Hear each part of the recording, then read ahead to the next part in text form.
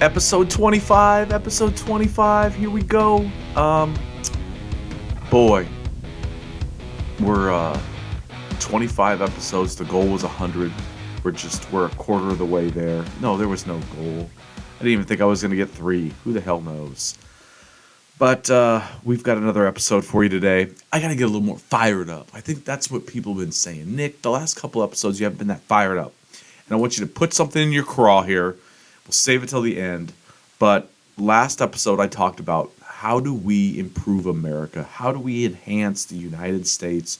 What are the right decisions that we need to make? And I don't have 99% of the answers, but I have one answer. I do have one answer. I'm going to save it for the end. A little teaser, as they call it in the radio business. Maybe it's something else. I'm not really in the radio business. But here we go. So, what did we learn? Last Tuesday when I was giving this podcast, episode 24, I talked about Jim Jordan coming up for a vote that very morning.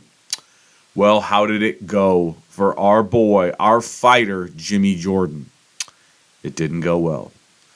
He needed 217 votes in the House of Representatives to become the next Speaker of the House, to supplant Kevin McCarthy. Well, he got 200 the first go around, then he got 199, and then he got way less the third vote. So he's dropped out of the Speaker race. This is not going to work for Jim Jordan or the Republican Party. Oh, goodness gracious. And you've heard me talk about John Boehner and Paul Ryan, how they basically just fucking quit. That's how hard. There's 435 members of the United States House of Representatives, okay? Very diverse. They're not senators that are representing an entire state. There's not just 2 of them. There's a bunch of them in each state. And they're representing their district. And their district could be uber liberal and in turn make that congressman or woman uber liberal, or it could be ultra conservative and do the same to that congressman or congresswoman.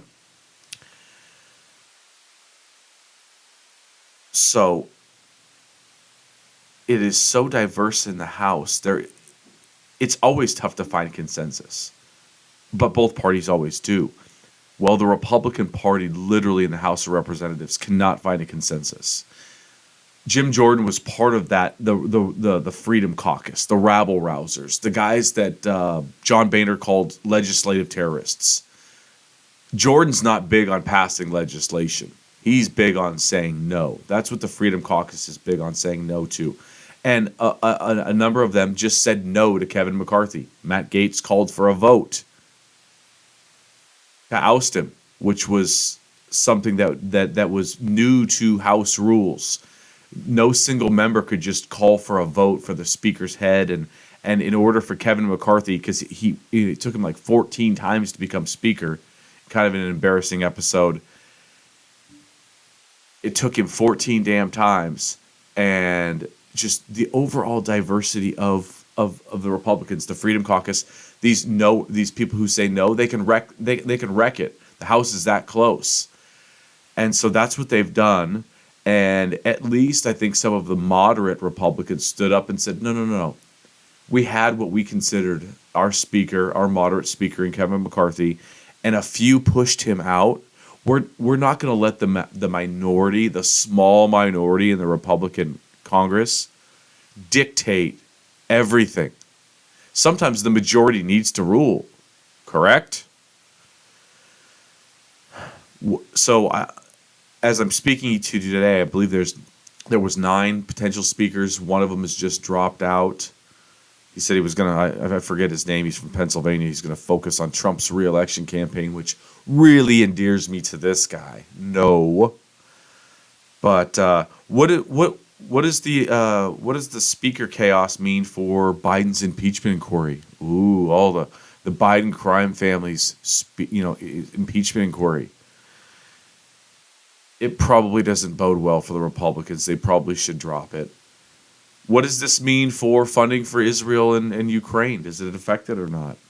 I'm not smart enough to know all this, but it's something you should think about. It's it's hard to jump on board the Republican Congress when they can't even get their own house in order. It's hard. Essentially, a vote for them right now, and I'm not trying to be political. I always say, I'm not trying to be political. Well, Nick, you're being fucking political. I'm just saying that, hey, if you elect Republicans to the House of Representatives, are they going to get anything done?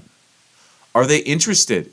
Do they have enough members that aren't interested in moving the ball forward at all and just voting no on things, just creating some sort of chaos? We're going to find out. We're going to find out. Maybe by this time next week we have a speaker. Maybe we don't. I'm not sure. This is kind of uncharted territories for the House of Representatives. So we will have to watch with bated eyes, I guess. I don't know. Here we go. College football. I keep saying that college football. Uh-oh. This could be a business call. Nope. No. Looks like I've been spammed. I got my phone next to me because I'm always working. Nick the American is always working on his business. We'll have to talk about that another day. But, hey, college football. Talked about how good the product is, the monetization of college football. It is awesome. We had a really big football game in Ohio State and Penn State, kind of a la Oregon, Washington the week prior. That football game was not an instant classic. It was kind of a dog shit game. Both offenses looked like crap. But Penn State does not have it. Their coach, and God, why is his name eluding me? I should know his name. Let me look it up. This Nick the computer, sometimes his brain has a cramp. It's James. God, isn't it James? No, James Franklin. Fuck, Nick. So stupid. James Franklin. Get this. He's the head coach of the Penn State Nittany Lions. He's 1-9 against Ohio State. He's 1-9. Now the Michigan Wolverines head to Happy Valley later in the year, sometime in November, I believe. And it just doesn't look like it's going to be much of a test. Now, can James Franklin and the Nittany Lions get that fucking offense squared away? Because watching that game, and Ohio State kind of controlled it outside of a fumble return for a touchdown that got called back. But it wasn't fun to watch. Marvin Harrison Jr. was doing his thing. But Penn State, that was my takeaway. Holy moly, Penn State just looked like absolute ass. Just disgusting. And James Franklin drops to 1-9 against the Ohio State Buckeyes. So, now, other news in college football. My Washington Huskies were coming off this giant, awesome win against Oregon. Everyone's praising us. We've got the Heisman Trophy front runner for the first time in, I think, school history, and Michael Penix Jr. We go play a 1-5 Arizona State Sun Devil team at Husky Stadium on Pac-12 After Dark, 7:30 games. You know how much I love those. Sit back and crack a beer. Well, you knew there'd be some sort of letdown. You saw a little bit with Oregon and Washington State earlier in the day, but Oregon actually, Oregon's offense looked just fine. We have watched the Washington Huskies since Kalen DeBoer take over and do nothing but put out offensive performance after offensive performance after offensive performance. We won 15-7. Maybe we shouldn't have won that game. It took a pick six late in that football game for us to get going a little bit and ultimately win that game 15-7. But what a fucking scary, scary night for Washington Husky fans. We almost blew it. Now, we'll find out.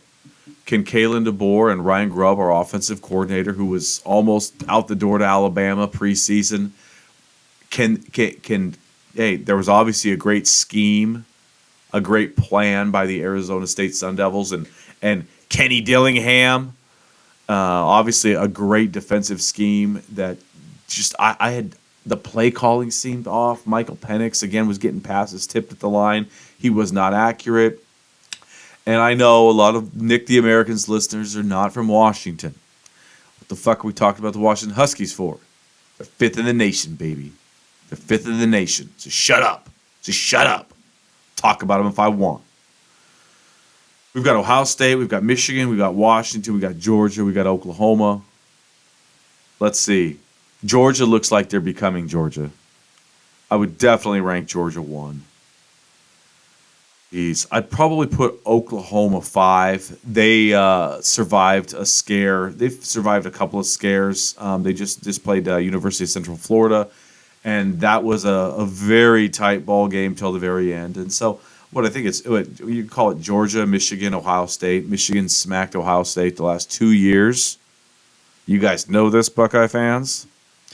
So, won't spend a ton of time here. There's your college football recap. Caleb Williams has now probably officially worked himself out of the Heisman Trophy candidacy. He's not going to be a defending champion. USC lost their second game in a row. And it'll be interesting because SC's got Oregon on the schedule. They've got Washington on the schedule. They've probably got Oregon State on. They've got UCLA on the schedule. This is going to be an interesting one for the Trojans to dig themselves out of this hole if they can. And let's say they lose 4 or 5 games, and Caleb Williams doesn't look good. Is Caleb Williams hurting his his lock on the number 1 overall pick? Is that starting to wane just a little bit or not? Probably not right now. But you go lose to Washington and Oregon, and you submit subpar numbers to the nation, to NFL scouts. Maybe there's room for somebody else to jump in there. I don't know. I mean, hell, I think last year they were saying Drake May's the number 1 overall pick. Drake May at one point. Everyone's the number 1 overall pick until they're not, and then they become a 4th round pick, and everyone says, what the fuck happened? So, goodness gracious. All right. I had so many different formats, so many different styles I wanted to take my podcast months before I ever did my first podcast. And I was going to be hardcore politics. I was going to do skits. I didn't know what the fuck I was going to do. But one of the things I did not know that I was going to do was something like my kidney stone. I was going to talk about my personal life. It had just happened to me. It was a story. Boom. I talk about it. I talk about my high school football journey. And so I wasn't sold. I wasn't sure. I did not know that during my podcast, I would invite you guys in and give you a little glimpse into my personal life, my exciting personal life, my love life. Hey, I did talk about sex with a stint. I mean, that was, I took a little heat from some of my children over that. My wife was a little concerned until she listened to it, and she heard the whole Kirk Gibson thing, and she laughed and thought it was funny, even though I don't think she has any idea about the 1988 World Series and the significance of it. But I'm going to let you in on a little bit more of my personal life here. My mother-in-law, Mel, Bubba, as she's known to her grandkids. This is obviously my wife's mom. Her health is good, but her lower half, her knees, her hips, she just does not walk good, and it's gotten, over the course of the last 3 or 4 years, it's gotten awful. She can barely move. She seems like she's in super pain, and it's just been tough to watch. And so several months ago, my mother-in-law, Mel, went in and had the first of 2 hip replacement surgeries. And the first one went pretty smooth, other than my wife having to stay with her at her home for 2+ weeks, which was hard on my wife. It was definitely hard on my wife.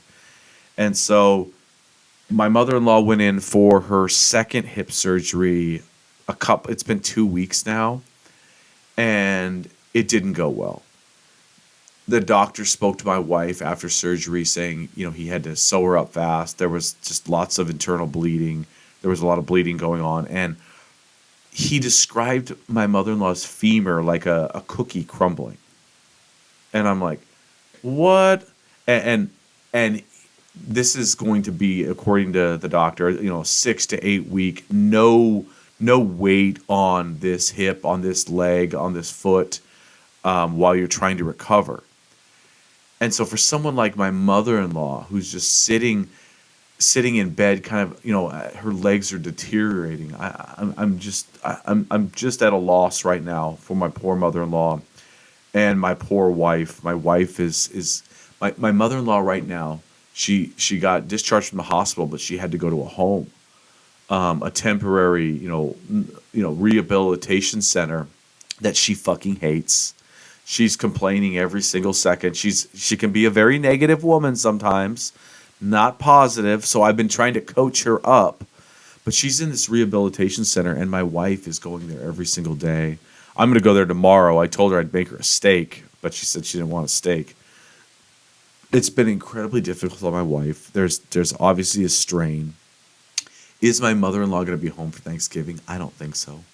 I can see a scenario where she's not home for Christmas, which is going to just mentally fucking kill her. So I don't know if she when you hear your femur is crumbling like a cookie, I'm like, dude, sounds like a metal rod. Don't we need like a new fake femur here? Some sort of rod to keep that thing in place. So hopefully we've got to get her out of this rehabilitation center to a hospital here in the next week. She's got an appointment where they can take some x-rays and see what's going on. They asked my mother-in-law, so, they ask you 1 to 10 pain, 1 to 10 pain. And what, she's sitting in bed and they ask her, what's your pain right now? And she says, what's bigger than a 10? And I'm like, Mel, you don't, my mother-in-law's pain tolerance is really shitty. It's weak. I don't think she tolerates pain real well. I think it might take her 3 or 4 weeks to recover from a hangnail. You should see how long it takes her to recover from a cold. Now, I love her to death. And I want her better. But she's got to get tougher. If you're laying in a bed and someone asks you your pain level and you're just sitting there watching TV and you say a 10 is pass out. You're out. You're out. I experienced a 10 when I sat up, my kidneys don't impede. A 10, you don't have consciousness. You don't. You lose it quickly.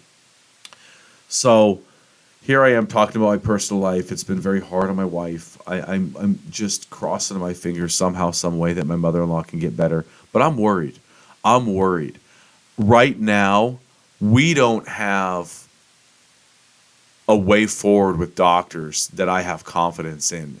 Telling my mother-in-law to sit in bed for 8 weeks, she's going to get weaker and weaker and weaker. I've got her trying to do some exercises in bed, moving those legs around. I can't. Don't say you can't, damn it. If you can't, then this is your new fucking home, Mel. So I've got to sprinkle in love with tough love. I got the inner coach in me's got to come out a little bit. I've probably got to be a little bit more understanding of a husband because I see the stress on my wife's face. I mean, my mother-in-law texts my wife 5 million times a day, and it is always, I rang the buzzer and they're not coming. My toast wasn't cooked. I did not sleep. It's just, it's bringing my wife down a little bit. Maybe if she listens to this, she'll know I love her. She doesn't listen to this. She doesn't care. My goodness. Mel, I'm thinking about you. I'll see you tomorrow. I literally texted her and I said, hey, can I make you one of those steaks you like? I pan fry on the stove. I get the olive oil boiling and I take a ribeye and I don't spice it up too much because my mother-in-law will say, too salty.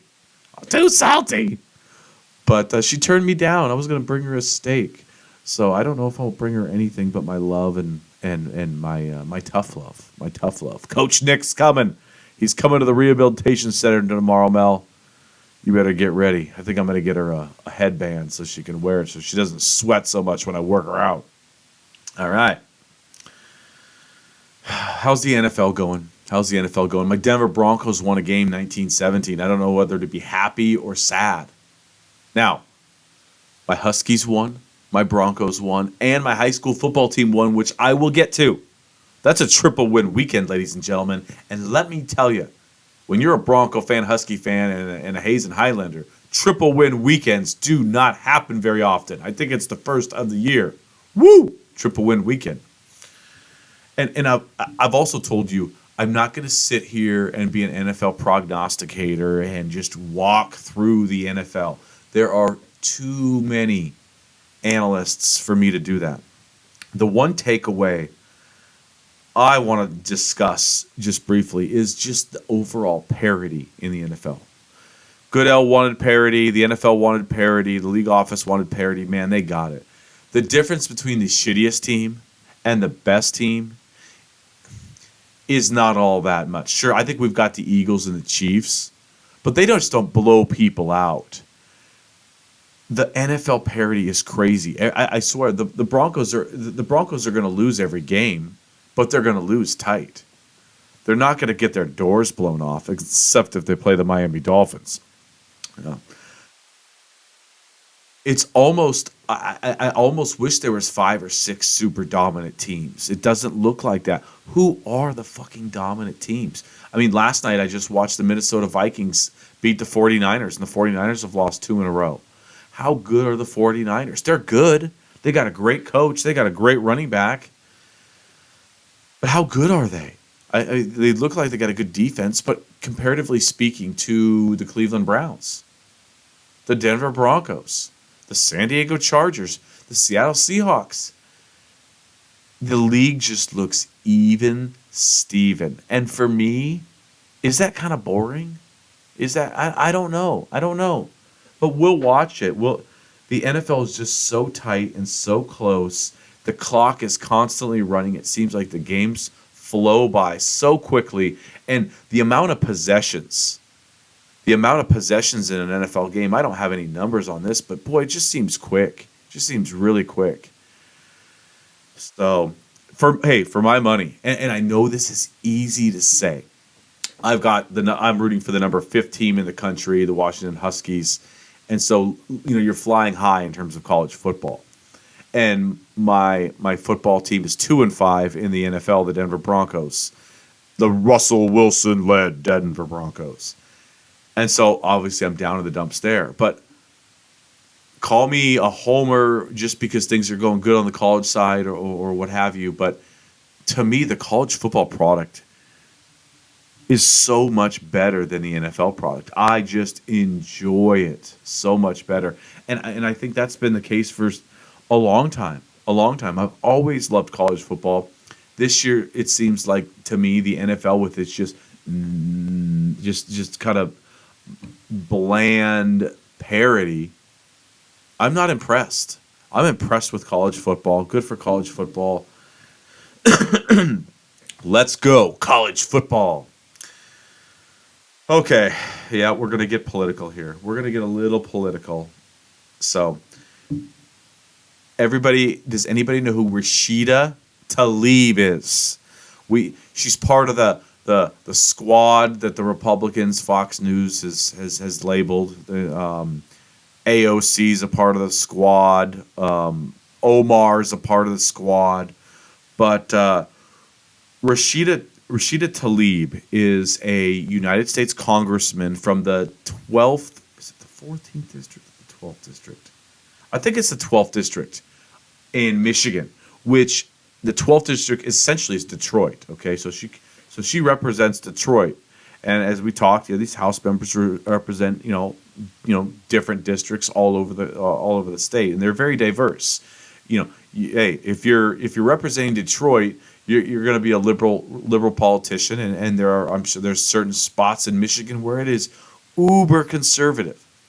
So Rashida Tlaib is a Palestinian, or her parents were Palestinians. I'm not sure exactly where she was born, but you can imagine the conundrum. She probably does not love Israel. And let's forget about the terrorist attack just for 1 second, because I'll get to that. But someone like Tlaib, if you were a Palestinian American, you probably look at Israel and say, "Man, they keep they keep bulldozing, they keep trying to largen enlarge their footprint in Gaza, in the West Bank. They should stop. They're creating a cultural genocide. You probably don't have like this rosy colored glasses like a lot of us do for Israel, like we want to protect Israel at all costs. Someone like Rashida Tlaib, and you have to think like she thinks for a second. It's okay. Let's not just kick her out of Congress right this second. Okay? But think like she thinks. She wants better times for the Palestinian people. I think, maybe she wants better times for the Jewish people, but she sees things more from a Palestinian side. And maybe that's not a bad thing because we always get things from the Jewish perspective, the Benjamin Netanyahu perspective. But let me read her tweet here. Okay. Now, this is after Hamas has, a horrific, the biggest terrorist attack on Israel since the Holocaust. Okay. This is after this. There was a bomb that exploded in a hospital. And so here's what Rep. Tlaib wrote on her X or her Twitter or whatever the fuck we call it. I think we call it X. Nick, we know what we call it. Quote, Israel just bombed the Baptist, killing 500 Palestinians, doctors, children, patients. Just like that. President of the United States, this is what happens when you refuse to facilitate a ceasefire and help de-escalate. Your war and destruction only approach has opened my eyes and many Palestinian Americans and Muslim Americans like me. We will remember where you stood. There's what she wrote. So this is just after the bomb hits the hospital and kills 500 innocent people. And we've talked, that's what sucks about this. Innocent people are going to die on both sides. Now, she just jumps in and says, boom, calls out the president, calls out Israel. And Israel and the United States came out and said, hey, there's evidence to suggest that this was a Hamas rocket that went awry. This was not Israel. This was something that Hamas did. And obviously, if, let's say, Hamas was responsible for this, it worked because it pisses off Muslim Americans, Palestinian Americans, member of Congress in the United States. It makes you look at Israel, who was attacked against Hamas. It makes you look at Israel in a similar light. Now, she doubled down on this. She tripled down on this. She wants an independent investigation on this rocket, on this, and I think that's a good idea. Can we just purely trust the United States military? I'm not a conspiracy theorist, or the Israelis to say, oh, yep, Hamas did it. If Hamas did it, I want to know, and I want to talk with Representative Tlaib and say, look what we're fucking dealing with, sweetheart. Look what we're dealing with. They committed an attack on the Israelis, and then a few days later, they bomb their own hospital to create chaos and confusion and support for their effort. Because they've certainly garnered your support, Representative Tlaib. Now, I also want to know, is that bullshit? Was this an Israeli rocket that they said, oh, the GPS coordinates were a little off, it went awry, something happened, and we did this? I think it would be important to know, either way,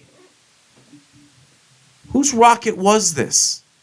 We need to know that. And it's not a conspiracy theory to say, oh, I think it was Hamas, or oh, I think it was the United States. We don't know. Who knows? I know people like to flub the truth in wartime. It's called propaganda. Everybody's been doing it since the beginning of time. You need to change the conversation. You need to change the direction of where things are going. And Hamas bombing a hospital, that'd be their own hospital. That'd be a Palestinian hospital. That'd be a hell of a way to do it. That'd be a hell of a way to get sympathy on your side. Okay? Obviously, United States and Israel want sympathy on their side, saying, hey, this wasn't a rocket. I agree with Rashida Tlaib in this sense. We need to find out who did it. And Rashida, if there's proof that it wasn't Israel, then you got to stand up and you have to be accountable and apologize, because you were quick to judge. You were extremely quick to judge. Now, we've seen Republicans in Congress call for her head. She should be booted out for what she said. What I just wrote. She should be booted out of Congress for what she said. You know how you get booted out of Congress, and we've talked about this? You get voted out. If you get booted out, George Santos, the liar from New York, who's got to fake everything, would be out. I joke that we hold our football coaches in college football and pro football to such a high standard compared to our politicians. But I don't think she should be voted. Excuse me. I don't think that she should be kicked out of Congress for what I just read you. That would be stupid. Now, I would say, hey, Mrs. Tlaib, wake the fuck up a little bit. Did you just realize that Israel has been our most reliable United States ally in the region for the last 70 fucking years? When did you realize that we were supporting Israel unequivocally? Always. We support Israel. That's just something we do. It's kind of one of our cornerstones. We don't have many true friends in the Middle East. Don't call the fucking Saudis true friends. The Israelis are our ally, and they have been for 70 years. Okay? So Rashida Tlaib is flexing her muscle potentially at the ballot box, threatening Democrats, threatening Joe Biden. We just don't need to vote at the top of the ticket. Getting specific. This could be something to monitor. This could be a very close race between, the Mad King and bumbling Joe Biden. This could be very close. And Michigan is obviously a state that both sides need to win. Trump won it in 2016 by like 10,000 votes, 20,000 votes. He lost it in 2020 by 150,000 votes. I won. I still won. Shut up, you stupid fuck. You can never lose. No matter how bad you lose. Just shut the fuck up. Nick, it's not fair. It's totally unfair. Shut up, Don. So Tlaib is willing to take this. I mean, hey, she's threatening Democrats at the ballot box. She's threatening Democrats at the ballot box. But I want to know what happened. What happened with this rocket? Who is responsible? It's important we understand this. And then if it's Israel and Hamas, if it's Israel that's responsible for this rocket, then why should we kick Tlaib out of Congress for being right? Now, I saw that Lindsey Graham, there was 10 senators, United States senators, like Republicans and Democrats, going to Israel. Israel is our friend. It is our ally, as I have pointed out. And we've heard Lindsey Graham, Donald Trump called Hezbollah very smart. I've already talked about that. Should he be kicked out? Should he be not allowed to run because he called the Iranian terrorist group Hezbollah very smart? And I've asked that question on last episode. Don, why the fuck are they very smart? And I joke, if you're calling for Tlaib's head because she criticized Israel, should you call for Donnie's head because he's pumping up Hezbollah? But anyways, Lindsey Graham and a bipartisan group of senators are in Israel trying to figure out a course of direction. They're trying to show support for our number one ally in the Middle East.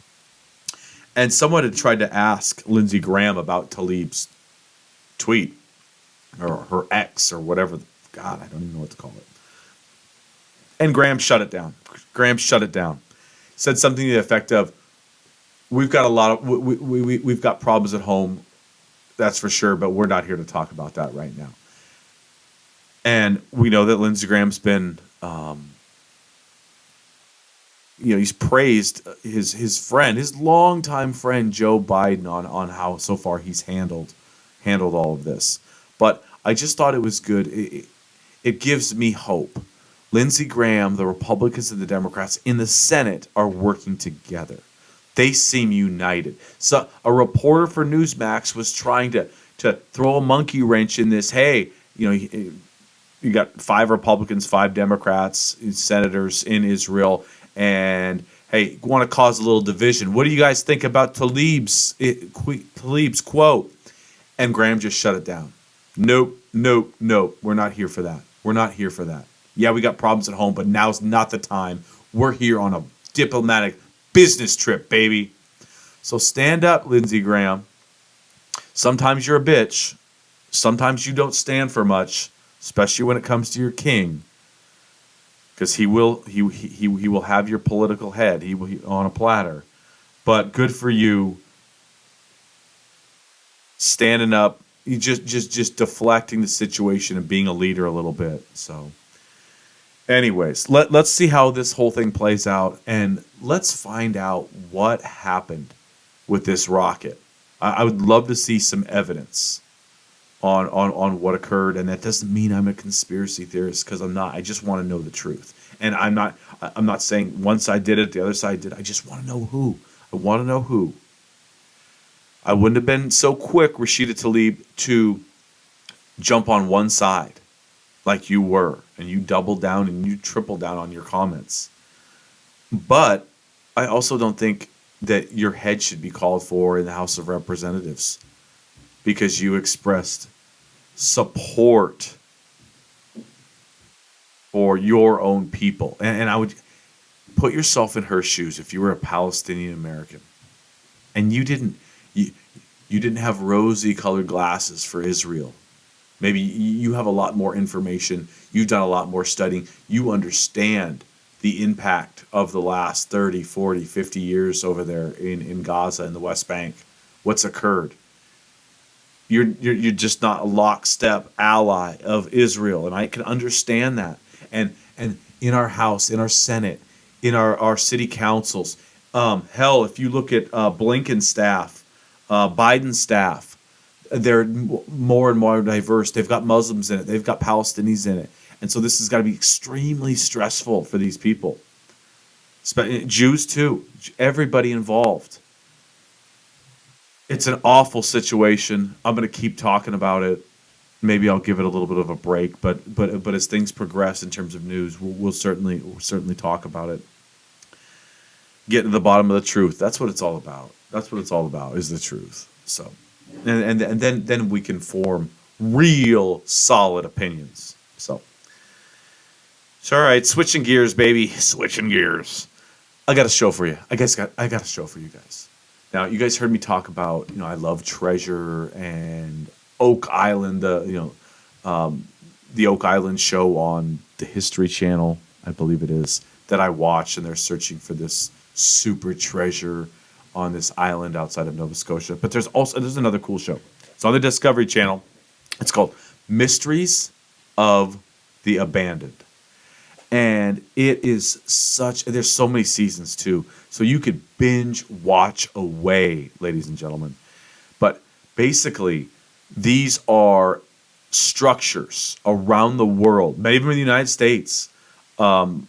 They go around the world, and these are oftentimes mega structures built and then abandoned. These structures had a life. They had a purpose. Things, you've got to watch it.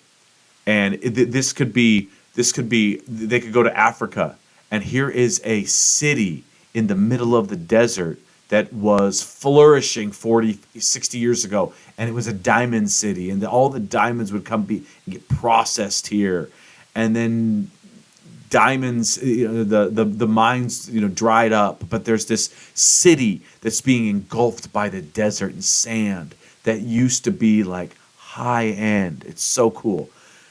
You've got all these different places around the United States, these structures that once were great and now are just overgrown and decapitated. They're decapitated. That's not the right word. They're no more. They're no more.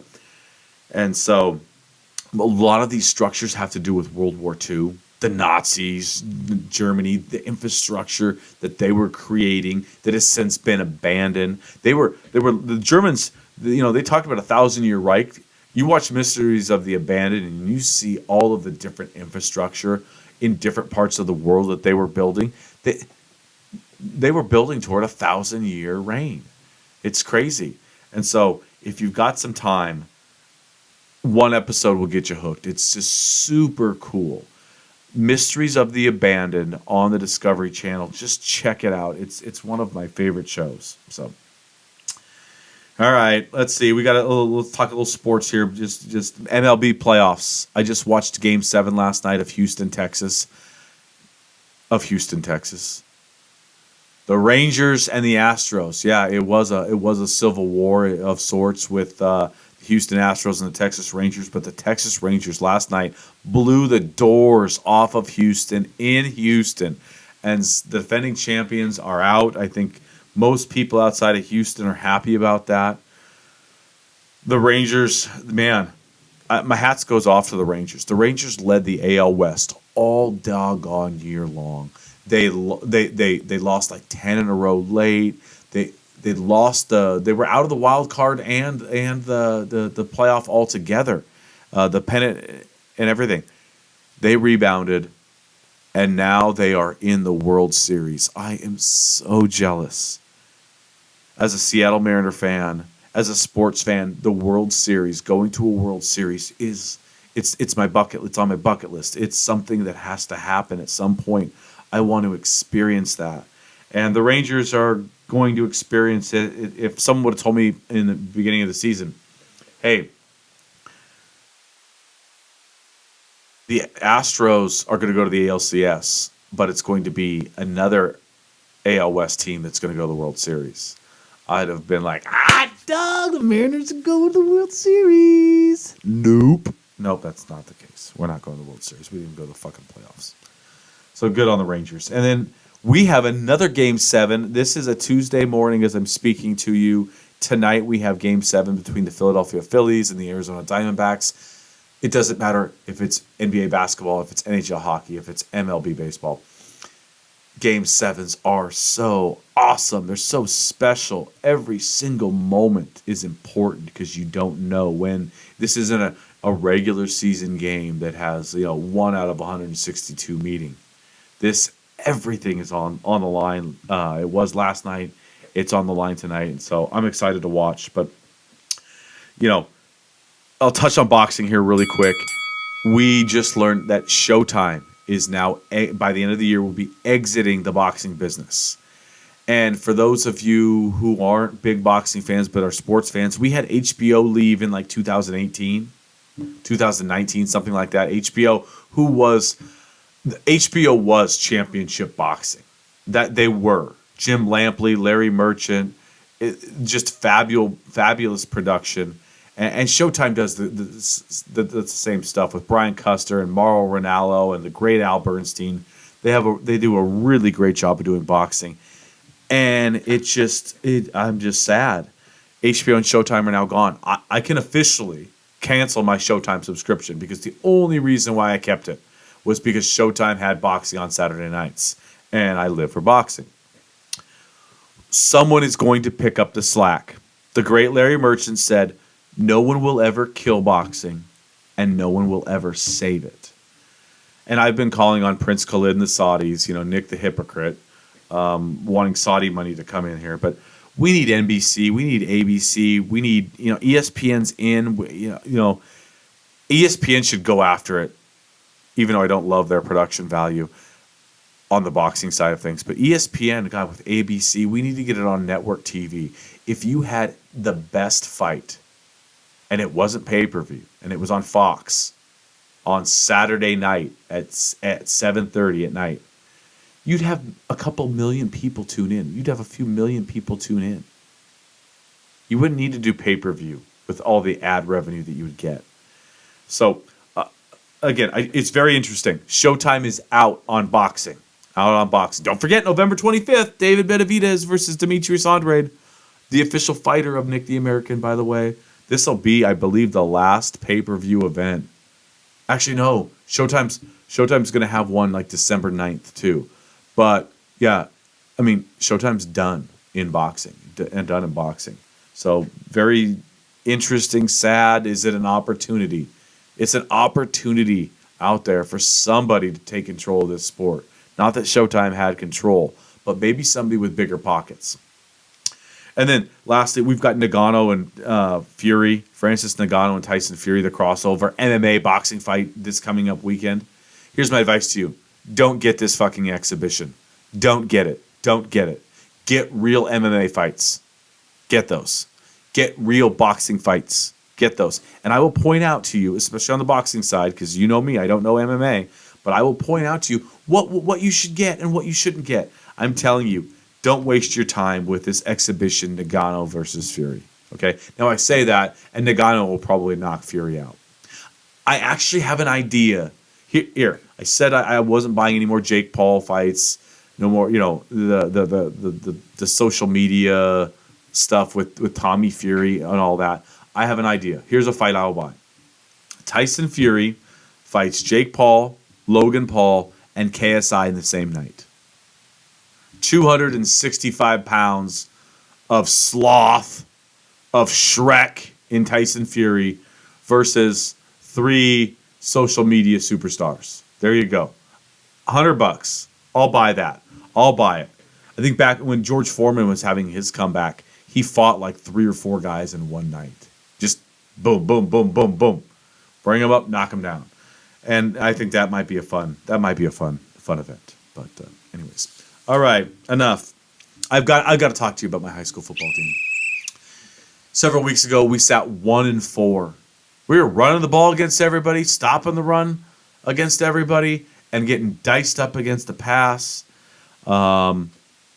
We are no longer 1-4. We are 4-4. We have won 3 in a row. And this past Friday night, we beat Liberty High School at Liberty High School on their homecoming and their senior night. Okay? We have not beaten Liberty High School in over 20 years. Now, we haven't played them every single year, but we have not competed with Liberty in a long time. And we went and we drove the bus. And I have been talking to the boys about this moment during spring football, during summer workouts, all season, how we were going to take the bus down to Liberty and we were going to beat them on their own field and celebrate. We were going to party on Liberty's field. And that's exactly what we did. We won 20-13 in a game that probably wasn't that close. We gave up 30 yards rushing. We ran the ball down their throats. The drive coming out of half when we were ahead 7-6 was a thing of beauty, taking up 8 freaking minutes, baby, punching it in. Now, hey, a lot of respect to Liberty. I've coached a lot, some of those kids. They're 2 best players I've coached. We're on my 12-year-old baseball team, and I love them to death, and Roan and Jackson. And Roan did not play. Roan was a quarterback, and he did not play. And it would have been a different football game. We just out-muscled them. We were still going to out-muscle them with Roan or without, I believe. But the passing element that this kid would have presented to us would have been great, and it would have been it would have made for a different football game. But hats off to the Hazen Highlanders for winning 3 games in a row and beating their rival for the first time, and nobody even knows. It's the 90s. It's the 90s. This head coach has been there since 99, and he's never lost to Hazen. Valsic is his last name. I'm just so proud. Every minute that I've put in, it was worth it when we played Newport and I'd lost my sister and my football team surrounded me and was so good to me. And it was even more worth it to go and beat Liberty. So my hat's off to the kids. I love our coaching staff. Everyone's worked hard for this. Now buckle the fuck up, because on Friday night we play the Bellevue Wolverines. Bellevue is arguably, the best program in the state, the second best, the third, one of the best programs in the state. They they lost in the semifinals last year to the eventual state champion Yelm, 28-27. They've got almost everybody coming back. This is going to be a challenge of all challenges. We're probably supposed to get beat by 40 points. Now, hey, it's a street fight, and we have our tough Tuesday practice today, and you could bet your ass this Coach Nick, is going to be coaching his ass off this week. And hey, forget the pads, forget the helmets. Let's go fight these fuckers. And I mean that with all due respect, Bellevue. Let's go fight Bellevue fucking high school. Let's go. Let's go. All right. So last week I talked about how we enhance the United States of America. And I threw my hands up in the air going, I don't even know. And I still hold to that opinion to a large degree. But I was thinking, I know one thing. I know one way to enhance America. I know one way to ensure America is great, not just for the next 10 years, but for the next 100 years. It's so simple. We work together. We work side by side. We work together. Okay?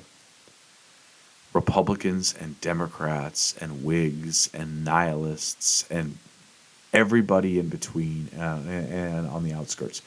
You do not have to agree with someone politically, especially when we don't even understand all the politics.